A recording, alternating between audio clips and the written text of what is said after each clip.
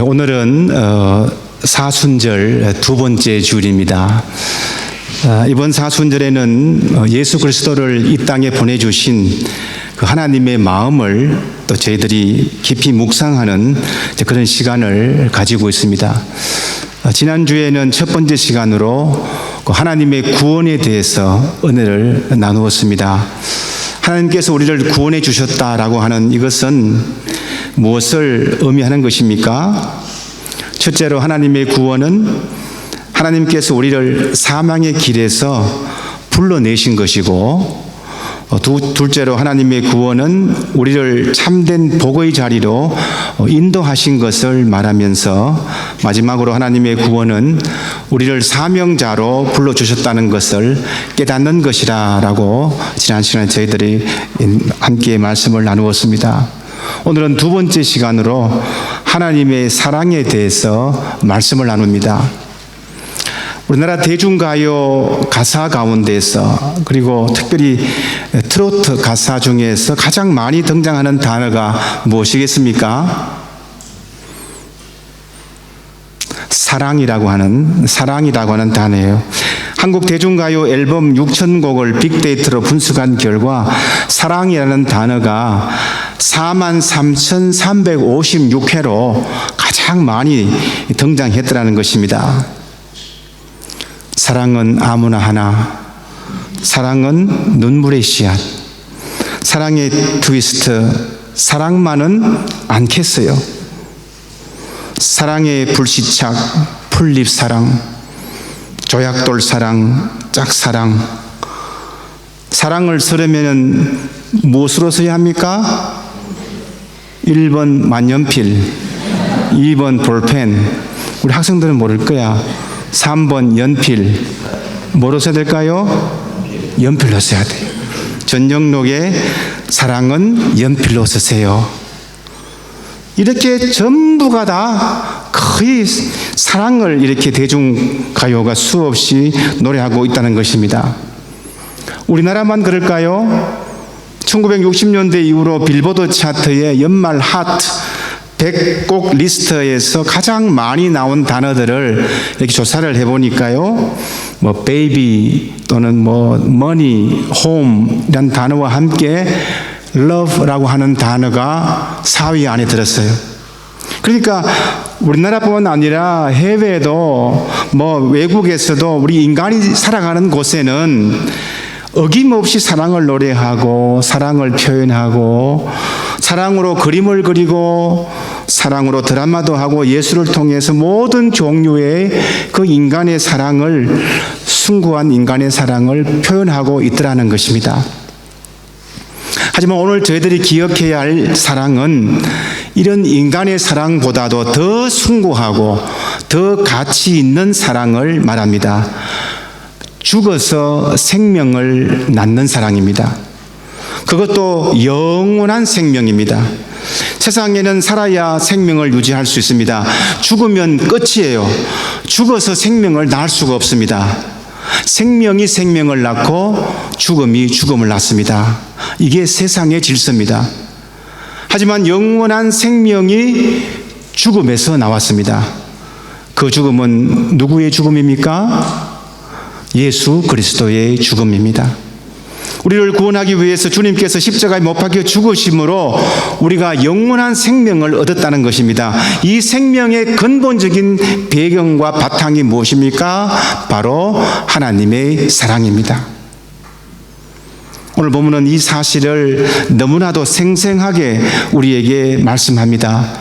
본문이 시작하는 1절을 보시면은 죄인이었던 우리들이 예수 그리스도로 인해서 하나님과 평화를 누리게 되었다라고 말씀합니다. 1절 말씀을 한번 보실까요? 그러므로 우리는 믿음으로 의롭게 하여 주심으로 받았으니 우리 주 예수 그리스도로 말미암아 하나님과 더불어 평화를 누립니다. 하나님과 관계를 누구를 통해서 드러났다고 합니까? 예수 그리스도를 통해서 드러났습니다. 그래서 저희들은 이제 이 평화를 누려야 합니다.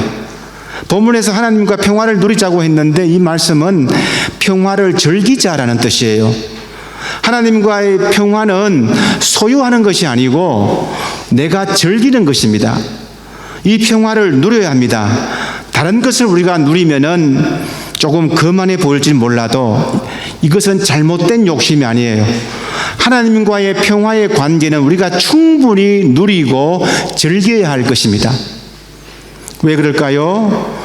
예수 그리스도께서 우리를 위해서 십자가에 돌아가심으로 말미암아 이 평화는 이미 완성이 되어졌기 때문입니다. 하나님 앞에 도저히 나갈 수 없는 죄인들을 위해서 주님께서 십자가에서 돌아가심으로 비로소 우리는 하나님과 평화를 이루게 되었다는 것을 알기 때문에 기뻐하지 않을 수 없다는 것입니다. 이제는 소망 안에서 영원한 약속을 즐깁니다. 그 약속을 바라보고 우리가 살아가고 있습니다. 이런 미래에 대한 소망이 있기 때문에 우리가 이 땅의 삶을 견딜 수가 있습니다. 저희들이 잘 아는 말씀이지 오늘 본문 3, 4절 말씀인데요. 다만 이뿐 아니라 우리가 환난 중에도 즐거워하니 이런 환난은 인내를, 인내는 연단을, 연단은 소망을 이루는 줄 알미로다. 하늘나라에 대한 소망을 가지고 살아가니 성도들은 이 땅에서 만나는 여러 가지 환난도 즐거워할 수 있다는 것이에요. 환난은 결국은 무엇입니까? 소망으로 연결되어 있기 때문에. 성령님은 이 사실을 우리가 이해하고 깨닫게 하시도록 우리에게 확신을 주십니다. 5절 말씀에 보시면 이 희망은 우리를 실망시키지 않습니다. 그것은 하나님께서 우리에게 주신 성령으로 하나님의 사랑을 우리 마음속에 부어주셨기 때문입니다. 오늘 말씀의 핵심이 여기 있어요. 하나님의 사랑입니다. 성령께서 이 사랑을 우리 마음에 부어주셨다는 것입니다. 부어졌다고 하는 이 말을 우리가 잘 이해해야 합니다. 여기에 두 가지를 우리가 꼭 기억해야 되는데요. 하나는 뭐냐면은 쏟아 부어졌다라고 하는 것은 그 액체를 말하는데 이것은 그 하나님의 사랑이 충분하다, 충만하다, 흡족하다라는 뜻입니다. 그렇게 충분히 흡족하게 차고 넘치도록 하나님의 사랑이 우리 모두에게 베풀어졌다는 것이죠. 하나님의 사랑이 그냥 확 부어졌다는 것입니다. 부족함 없이 부어졌다는 거예요. 그 사랑이 우리의 가슴을 채울 때에 감당할 수 없는 사랑의 무게를 느낍니다. 한 바켓으로 아니 몇 톤에 되는 그 양만큼의 그 사랑의 물을 목마르고 갈급한 우리의 몸속에 전체에 확 부어졌다는 것입니다. 부족함이 없이 충만한 흡족한 사랑입니다.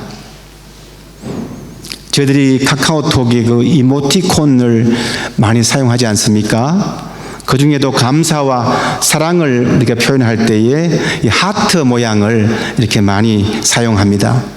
그 중에 보시면은 어떤 것이 있냐 하면은 이게 빨간 하트 몇 개를 이렇게 바구니에 부어서 그죠? 이렇게 쏟아서 그렇게 하는 그런 이모티콘이 있지 않습니까? 참 이것 받으면 감사함을 느끼고 사랑함을 느낍니다. 오늘 말씀은 이모티콘과 비교가 안 돼요. 하트 몇 개를 쏘아내는, 하트 몇 개를 내 발 앞에 떨어뜨리는 그런 이모티콘의 감정의 전달이 그런 수준이 아니라는 것입니다. 확 부어줬어요. 물은 성령을 상징합니다. 성령의 물을 확 부어줬다는 것입니다. 그것도 어디에다가요? 우리의 마음에, 우리의 영혼에 풍성하게 빈틈없이 부어줬습니다. 듬뿍 부어줍니다. 전부를 줍니다. 하나님이 세상을 이처럼 사랑하사 독생자를 주셨으니 할 때 주셨다고 하는 것은 당신의 전부를 주셨다 하는 뜻입니다.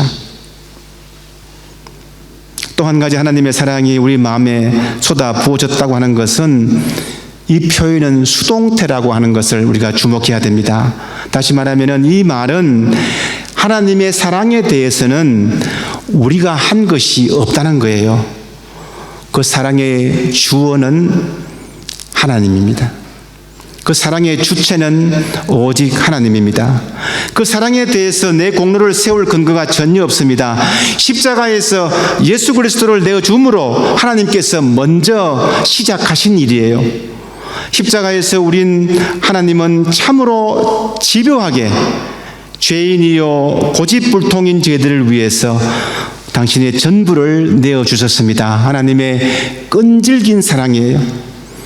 구체적으로 어떤 사랑입니까? 6절 말씀에서 보시면은 우리가 아직 연약할 때에 기약대로 그리스도께서 경건하지 않는 자를 위하여 죽으셨도다. 언제라고 합니까? 우리가 아직 연약할 때. 이때는 내가 아직도 태어나지 않는 때고 아직 성장하지 않은 때고 내가 하나님의 사랑을 알아지도 못하고 깨닫지도 못할 때예요. 그때부터 하나님은 우리를 사랑하셨다는 것입니다. 우리가 알지도 못할 때부터, 태어나기 전부터 너는 내 것이라 라고 선언했습니다. 우리는 알지도 못할 때부터 하나님의 사랑을 받고 있었습니다.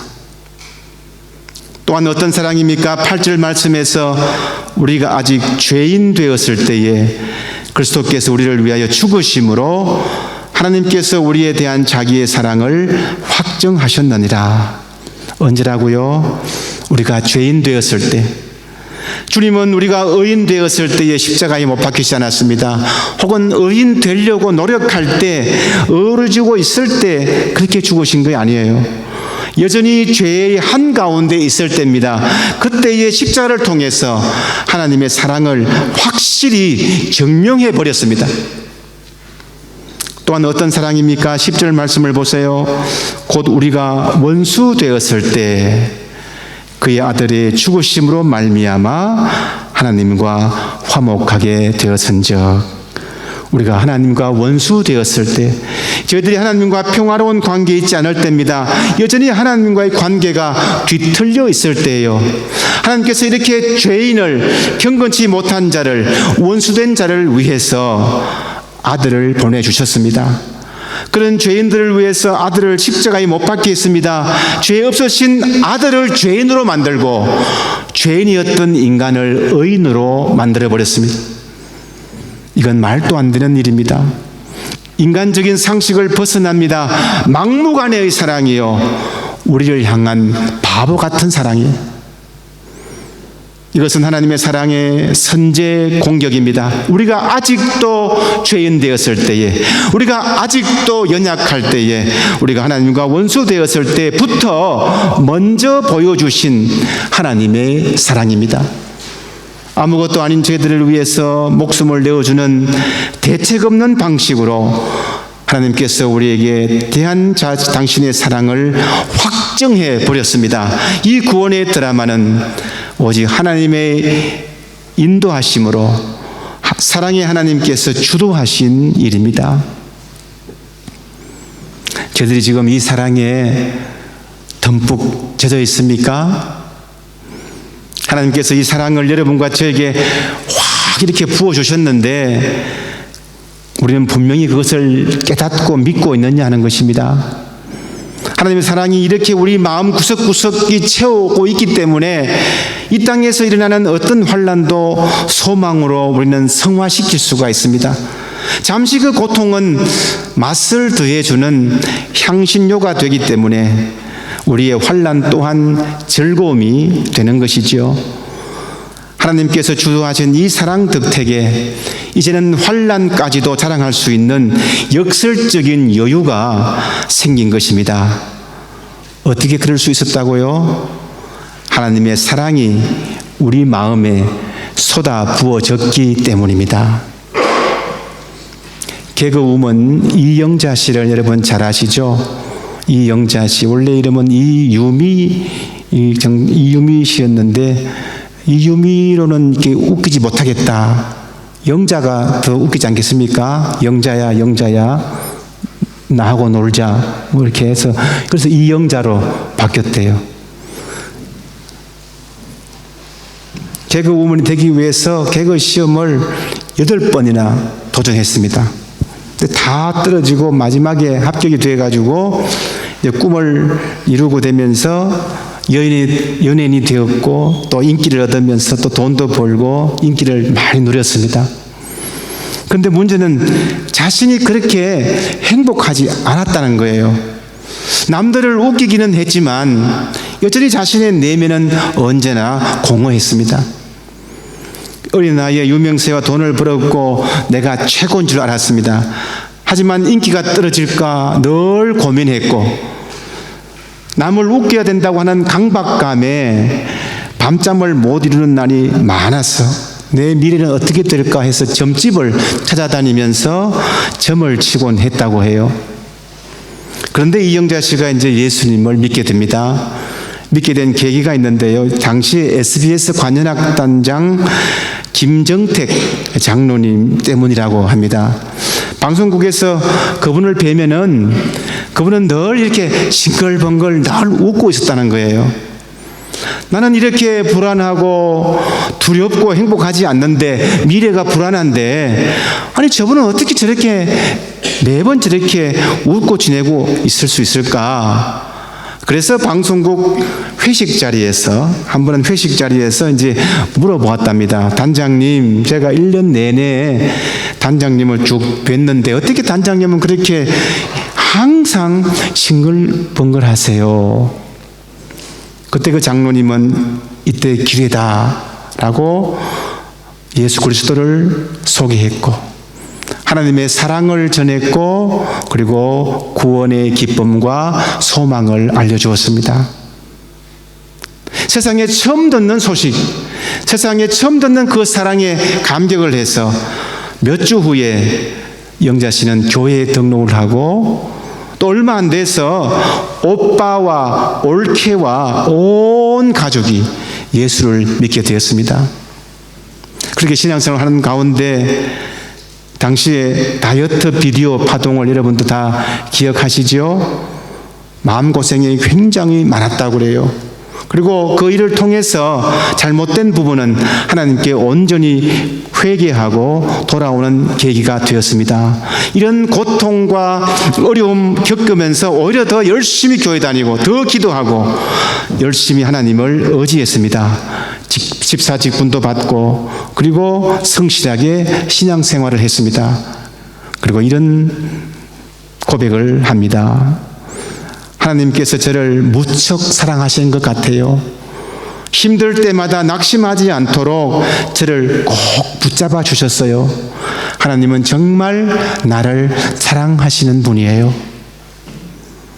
사랑하는 성도 여러분, 참 성도는 하나님의 사랑을 알고 그 사랑을 받아들이고 그 사랑에 감사하는 사람입니다.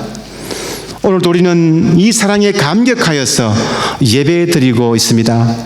독생자 예수 그리스도를 이 땅에 보내주시고 구원하여 주셨기에 이 사랑에 우리는 눈물 흘리며 감사하지 않을 수 없습니다. 우리 마음에 풍성하도록 부어주신 그 하나님의 사랑을 잊지 마시기 바랍니다. 내 삶의 형편과 처지가 어려울수록 하나님의 사랑을 기억하시고 인생의 모든 문제를 나를 살려주신 그 십자가를 내주신 하나님의 사랑의 해답을 찾을 수 있기를 바랍니다. 그럴 때마다 쏟아 부어주신 하나님의 크신 사랑이 여러분 가정의 직장의 자녀의 삶에 차고 넘치기를 주님의 이름으로 축원합니다. 아멘. 기도하겠습니다. 사랑이 많으신 하나님 아버지, 사순절을 맞이해서 하나님께서 우리를 위해서 약속하시고 이끄신 또 모든 것을 묵상하면서 특별히 오늘은 하나님의 사랑에 대해서 묵상할 수 있도록 인도해 주신 은혜에 감사함을 드리옵나이다. 하나님의 사랑이 우리의 마음속에 부어주셨는데 우리가 아직 죄인 되었을 때에, 우리가 아직 하나님과 원수 되었을 때에, 우리가 아직 아무것도 모르었을 때부터 하나님의 사랑이 우리에게 임했다고 하는 이 사실을 다시 한번 깨닫고 이 감격과 이 감사에 결단할 때에 이 땅의 모든 삶은 하늘나라의 소망을 둘 때에 어렵고 힘든 일도 결국은 연단을 통해서 소망을 얻는 기회로 주께서 인도해 주시옵소서. 주께서 우리와 늘 함께해 주시는 그 사랑에 감사하며 찬양하는 삶이 될 수 있도록 인도해 주실 줄 믿사옵고 예수님의 이름으로 기도드리옵나이다. 아멘.